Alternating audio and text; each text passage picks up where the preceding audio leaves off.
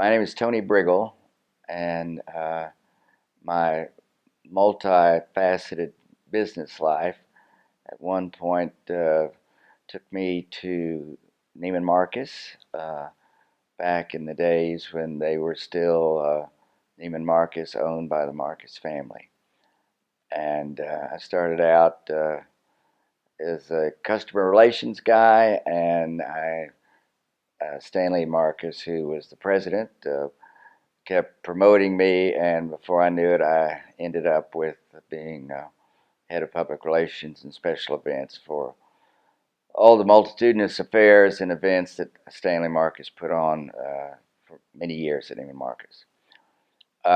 So fast forward a few years, and I am in a friend's home in Dallas, Texas, uh, and we were there for drinks and dinner. And I walked down the hall, and I was stunned with the beautiful black and white photographs I saw hanging on the wall of their family, Baron and Dido Kidd, and their kiddos. And I'd never seen the lighting and the composition. It just was breathtaking. So I took note of it, little having any idea that a week later I would be scrambling to find out who that photographer was. So here's what happened. Stanley calls me from New York on a Monday, and he said, Tony, I need you to go to Puerto Vallarta for a photo shoot. I said, all right, sir, I'll be glad to do that. When? And he said, this weekend. I said, okay, I'll need to find a photographer. He said, it'll need to be a great one because you're going to photograph Elizabeth Taylor at her home in Puerto Vallarta in the most expensive fur coat in the world at that time, $125,000. A combination of Koja mink and sable. And I said, well, now that you just upped the ante considerably, Mr. Stanley, because I've got to have her approval of the photographer. He said, I have told her that I would approve the photographer, and she's agreed to that. So go find me a photographer, Tony. So I picked up the phone and I called New York, called the Avedons and the Webbers and all the ones that we were used to dealing with. Everybody was booked 6 months out, and I said, no, it's got to be this weekend. They just laughed at me. So it came back into my head about those stunning photographs that I saw at the kids' house. So I called the house, and their maid answered, and she said, well, they're not available. Well, back in those days, that was the code word that everybody knew meant they were out of town. But they didn't want to tell anybody because they didn't know who you were. So I said, okay, it's Tony Briggle, and I need to hear back ASAP from either Dido or Baron. I've got a question about their photographer, and I need to hear from them. So about 30 minutes later, Barron called me. He said, my God, what's going on? They got me off the slopes. He was skiing in Colorado. And I said, who was the photographer behind those photographs? And he said, John Haynsworth from Palm Beach. I said, do you have his phone number? And he said, well, of course I don't have his phone number. I'm skiing. But there can only be one John Haynsworth in Palm Beach. Give him a call. I said, okay. So I called information, and I got a John Haynsworth, and a John Haynsworth answered the phone, and I said, this is Tony Briggle in Dallas, and you don't know me, but you took some photographs of some friends of mine, the kids. He said, oh yes, I knew the kids. And incidentally, Mrs. Kidd was a DuPont, and he had taken the family photographs up in at their place in Delaware. And I said, well, I need you to do a shoot for me. Are you free this weekend? He said, let me check my book. Yes, I'm free. Where in Palm Beach are you going to be doing the shoot? And I said, well, it's not going to be in Palm Beach. It's going to be in Puerto Vallarta, Mexico. And he said, well, that's all right. I can be there by Saturday. I said, that's good. And I said, bring your finest equipment because we're going to be shooting Elizabeth Taylor in the world's most expensive fur coat. There was this long pause, and he said, let's start all over again. Tell me your name again. Who are you? And so I gave him the information, and he said, well, let me check a few things and I'll call you back. Well, I knew what he was going to check was Baron Kidd's phone number, so I gave him the number up in Colorado, and he called me back about 30 minutes later. He said, I can do it. I said, okay, if you'll book your ticket, I will get the Neiman Marcus to cover it, and I'll meet you at whatever time the plane was arriving on that Saturday. He said, how will I know you? And I said, you won't, but I'll know you because you'll be the only guy getting off the plane with enough photographic equipment to photograph Elizabeth Taylor. He said, you're right. So I met him at the airport, got him settled, and the very first night we went up to Elizabeth's, and I'd never met her, and certainly John had. And she invited us to stay for dinner with Richard. And we were supposed to make the shoot the next day because it was just a weekend that I'd booked John for just the weekends. But she looked at me and said, well, please tell Stanley Marcus that I thank him and that you were here, and we appreciate that. And John was standing beside me and had not been introduced to her as yet. And I noticed she wasn't looking at me as much as she was looking at John standing next to me. And John was this great, big, tall, robust-looking guy with golden locks that were curly and wavy and flowed in the breeze and all that kind of stuff. He was a personification of Palm Beach, which you really think, except he also looked like a matinee model and idol. And so she turned to him and she said, and you are? And he said, I'm John Haynsworth. And you do what? And he said, I'm the photographer. And she said something to the effect of, well, how old are you? And John said, well, I'm 24, 25, whatever his age was at the time. And she said, well, you must be good if Neiman Marcus has called you to do this shoot and if I've agreed to it. And John said, I am. And he was. So we left early that night and we're back up bright and early the next morning, about 10 o'clock. The shoot was going to be at 12, and at 6 o'clock in the afternoon, the Burtons appeared. So clearly we'd lost the sun that day. So we made a date for the next day, and the next day, and the next day, and the next day, and we were into the first weekend. And we still couldn't find a time that suited Elizabeth and Richard between all their guests that were coming in and out, as well as their rather frequent late dinner parties that didn't allow them to get up early in the morning. So about midway through this event, I get a call from Stanley Marcus that said, Tony, what's going on? You were supposed to be gone for the weekend and you're still gone. I said, well, Mr. Marcus, Miss Taylor and Mr. Burton are very busy people, and I'm here at their disposal. And my photographer's got to go home, so I'm having to pay him overtime because he's missing shoots.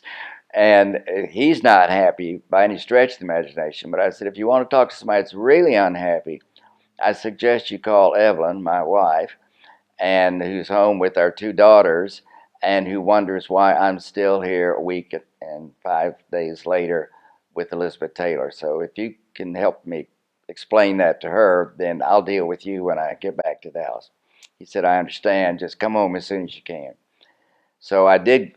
We went up to Richard and Elizabeth that night. John and I did.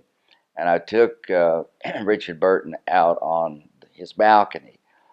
And I said, Richard, I've got a problem. I'm going to get fired. My photographer is going to leave.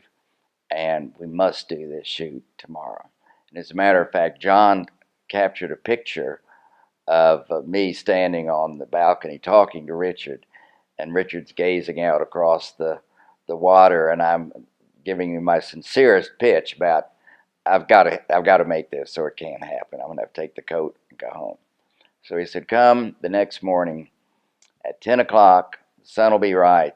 We'll get it done. I said, okay. So we arrived at 10 o'clock the next morning, and she was up, and he was up, but she'd flown her hairdresser in to have from California, Sidney Gerloff, was the hairdresser to the stars at the time, and all the water in Puerto Vallarta had gone off. The water pump for the whole city that had broken had been sent away to be repaired, and the backup had also broken.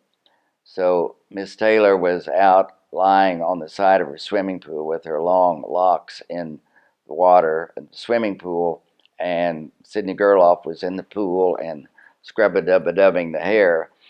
And so, of course, we had to wait till all that got through, and then we had to wait till the famous Mr. Sidney got all the hair rolled up in the great big rollers. And then we had to wait until all the maids got the food ready because we were going to have a picnic out on the beach.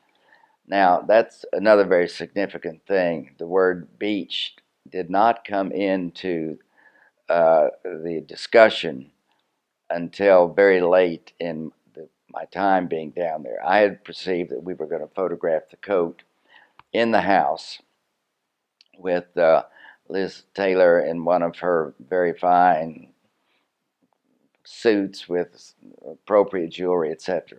Au contraire, she wanted to do it on the beach in a bikini.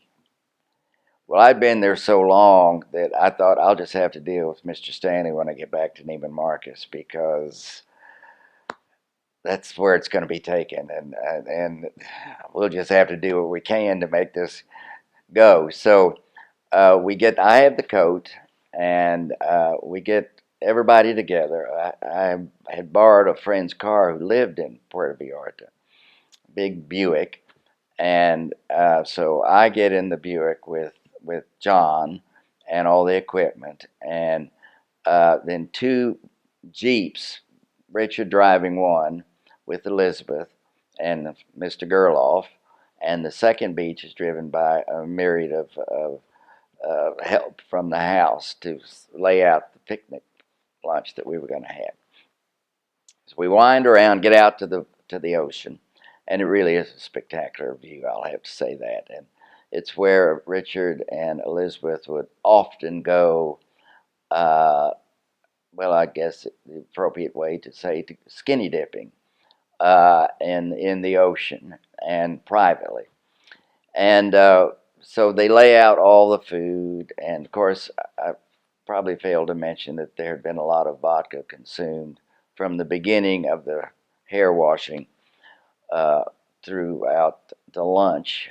And so by the time we got through with the lunch, the light was getting ready to fade, and I went over to Richard and I said, "Richard, this is it." And he said, "Okay, okay, okay." So he said, "Elizabeth, we're taking the picture. These young men have to go. We're taking the picture." So she said, "Oh, all right." So Mr. Gerloff takes all the curlers out of her hair, and I don't know how much you know about beaches and humidity and ladies' hairs. However, I can promise you most everybody's hair goes completely straight because of humidity. So all that hour and hours spent with Mr. Gerloff to make the hair so spectacular was for naught. So there Miss Taylor is standing on the beach with her hair looking like it had never been curled. And I looked at Sidney, and my eyes got very wide. And he said, "Don't worry, Tony. Don't." By that time, we were Sidney and Tony. "Don't worry, Tony. I've got it taken care of." So he goes back to the Jeep, brings these big wig boxes out, and brings all these different wigs out and puts them on Elizabeth's head. And I look at him and I said, "Sidney, couldn't you have done that at 9 o'clock this morning instead of washing the hair? I mean, it's all here, buddy. We could have been halfway back to the States by now. However, let's go with it." So we he started taking pictures. John did, and uh, but they were first just candid, and then I started saying, "Now we've got to get serious." And so Richard said, "Elizabeth, see that big rock over there?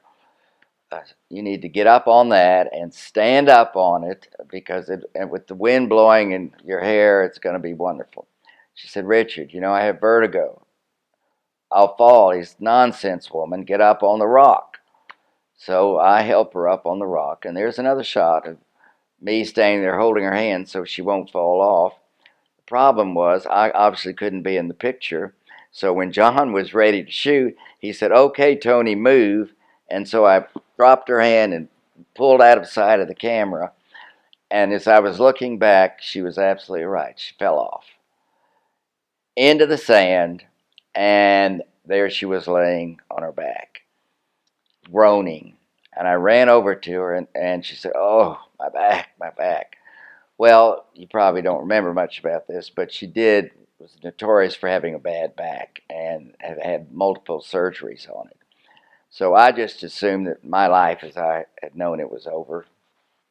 That the best thing for me to do was be James Mason from A Star Is Born and just walk into the water, because my wife and two daughters would be much, much better off, and Stanley would be much better off, because the lawsuit that's going to come from this is going to be astronomical. And Richard meandered over. John came running over. Everybody was trying to help her up, and every time we touched her, she would groan. He didn't touch her. He just stood there and looked down at her, and he said, "Elizabeth, the tide is coming in. It's going to be here in about a minute, and your new fur coat's going to be ruined. What are you going to do about it?" She jumped up just like that. So then I got mad, because I was getting ready to do my James Mason walk into the ocean bit for the good of God, wife, family, country, and Stanley Marcus. Not a thing wrong. But she was a little unhappy with Richard, which she was most of the time. That was their love-hate thing that went on a lot in their life. So we get back on the rock. This time Richard gets up on it, and she is propped up against it, and she's holding his hand, and John is just clicking like crazy, going every angle possible. But he can't hear what I'm hearing. I have never heard such sailor talk between two people in my life. And when I looked at that photograph a month or two later, I thought, my God, they look like the couple most in love in the world, and what they were saying to one another were the most hateful things you could imagine. But anyway, we got the shot, and that part of it was good, and I was relieved. And as we were packing up to get in the cars to go back to the house to unload, and then we were going to say bye-bye, I looked up and I saw some lights flashing. And I said, "Richard, I think those are flash bulbs." Shows you how, this was 1969, they still had flash bulbs. And he said, "Oh my God, that's how his pictures got in that German magazine." I said, "What?" He said, "Yeah, I guess I forgot to tell you, but we did have some pictures taken of us skinny dipping that appeared in a German magazine a few months ago, and we wondered how they got it." And I said, "And you didn't tell me this? This is supposed to be exclusively ours, and I'm supposed to go back and convince Life or Look or somebody to put this on their cover?" And he said, "Well, I'm sorry, Tony. I just forgot." I said, "Okay, let's just get out of here as fast as we can." So we start packing everything up. The lights are still flashing, and uh, Elizabeth uh, takes the coat off, and I put the coat in the back seat, and she says, "I'm cold." Well, the only thing that we had left to put on her was my shirt, my pullover, my polo shirt. So I took it off, and she put it on, and I was trying to help her in the beach in the Jeep, and Richard said, "Oh, no, put her in your car, and I'll put a babushka around one of the maids, and they'll think it's Elizabeth, and they'll follow me." I said, "Follow? What? They're going to follow us?" He said, "Oh yeah, the chase is on. You better hurry." So I told Elizabeth, I got Elizabeth in the front seat, and I take off going one direction, and Richard takes off going another. And I look in the rearview mirror. Sure enough, here comes the Volkswagen, and it goes after Richard. And so we part and meet up again. And by that time, they realized that Elizabeth was not with Richard, so they figured, rightfully so, that she was with me. So the next thing I know, in the rearview mirror, here comes the Volkswagen. The Volkswagens can get in small places. Big Buicks can't even think about getting it. And it was borrowed too. I couldn't wreck my friend's car. So I put the pedal to the metal and start racing through the yard. If chickens are flying, peasants are flying, I mean, it's unbelievable. Paparazzi's pulling up trying to take pictures of us. I said, Elizabeth, get down on the floor. So she gets down on the floor, and the next thing I know, my senses just go into overload, because here I am in Mexico driving a friend's great big car with the paparazzi chasing me. Elizabeth Taylor has on my shirt on the floor with her face in my crotch. What? How am I ever going to tell the world this story and not be divorced? But anyway, we go racing through, and I finally lose them, and I get up to. She had two entrances to the house, the big entrance and the back entrance. So I pull up to the back entrance and come around and open the door. Now, we'd had vodka in the car, I must tell you. So she, between stopping and starting, she was having a few vodkas with her. And so we get get to her house, and I jump out of the car and run around to open the door. And out of the corner of my eye, I see this little couple from Des Moines or somewhere walking up saying, yeah, that's right up there is where Richard and Elizabeth live. Wouldn't it be wonderful if we could see her? With that, I open the door and she falls out. And I thought, oh, God, wouldn't that be wonderful if I could say, well, here she is, America. But anyway, so I get her up and hustle her and get her into the house. We have a lot of farewell champagne. We leave the next day. John goes back to Palm Beach. I go back to Dallas to reconcile with my wife and Mr. Stanley. And then we wait for John to get all the negatives done, which he gets that done. And then John and I meet out in California, because at this point Richard who was up for the Academy Awards for Anne of a Thousand Days, and Elizabeth were out at the Beverly Hills Hotel in one of the bungalows. So John and I go out with this, just multitudinous shots, and Elizabeth starts looking through them, and she starts discarding them, and then this one's good, and then everyone that she discarded, John said, well, I'll get rid of those. And she said, no, I'll do that. She takes these scissors and she starts cutting through all these shots that she didn't like. And so she approved them. And then I took the photographs and went to New York and met with Life magazine and Look magazine. And Look magazine promised us the cover. I think that may have been John's first national cover. I'm not sure, but it may have been. And the deal, they would do that if they could have an interview with Elizabeth and Richard. So I get on the phone to Elizabeth and Richard again, and I said, I'm back. Here we are. Yes, Look's going to do the cover, but they want to have an opportunity to visit with you too. And Elizabeth couldn't have been more charming, and said absolutely. And so they sent a writer out to Los Angeles. Oh, the stipulation was that I'd be sitting there with her, and I said, of course I would.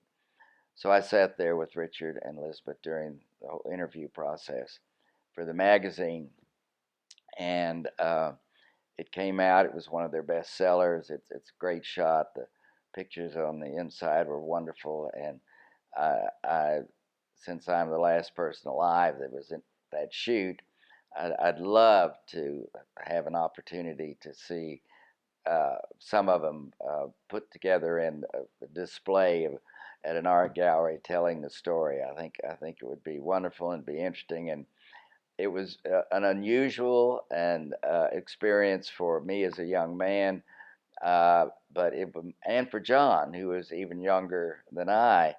And what went from there is John came to Dallas and opened a studio, and he moved his primary studio from Palm Beach to Dallas because he was so well received. He continued to go to East every year and photograph families at the Hamptons and other places up in Nantucket in that part of the world.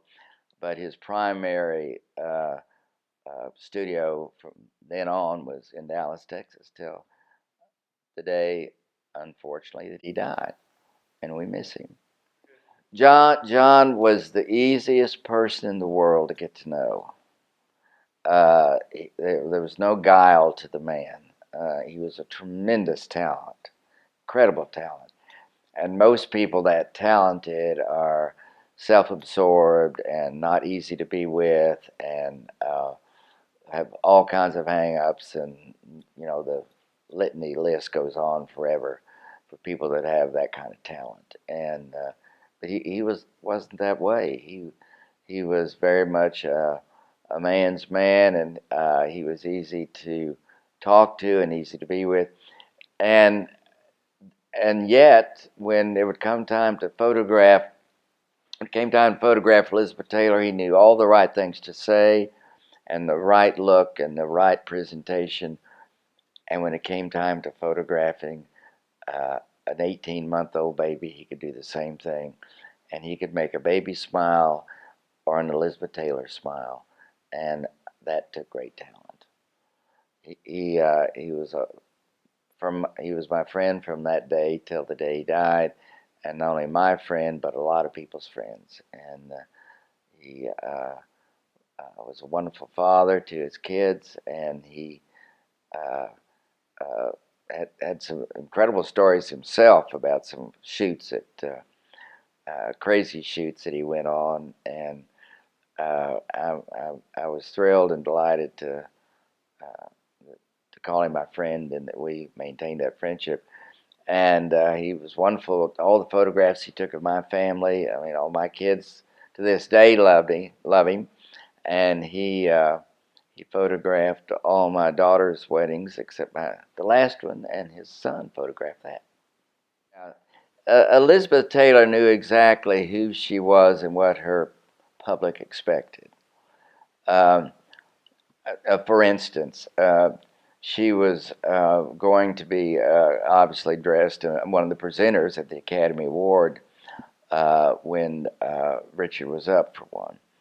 And that's when, at the same time, Look was doing the stories when we were talking about all that. And being from Neiman Marcus, and I was trying to get her to take a look at some of the more famous fashion forward designers at the time, Jimmy Galanos, Valentino, uh, Jeffrey Bean, etc. And she said, no, I'm going to have it designed by one of the studios. And it was plunging, and it was everything. And then she added all that incredible jewelry that she had, which she kept, incidentally, in a drawer in the front room of the bungalow at the Beverly Hills Hotel. No guards. This was a long time ago. No security, nothing. Just in a drawer. And the night of the Academy Award, when at the party afterwards, I went over to, I was sitting at Liza Minnelli's table, and I went over to hers, which was next to us, and I knelt down and I said, Elizabeth, you know what your public expects. You're absolutely right on. You look exactly like you should be looking. Don't ever listen to anybody like me that tries to tell you to do something else. You be who you are. And she was. She had a wonderful sense of humor. She was very ribald, of course. She'd seen it all. She had been through all of it, and she survived it. Judy Garland didn't. So many of them that came along, those young people that started acting very early, blew out. She never did. She had her problems, but she could always steady up when she had to be in front of a camera. And she could lose that weight. She could do whatever she needed to do to please her public. And that's why she was such an icon.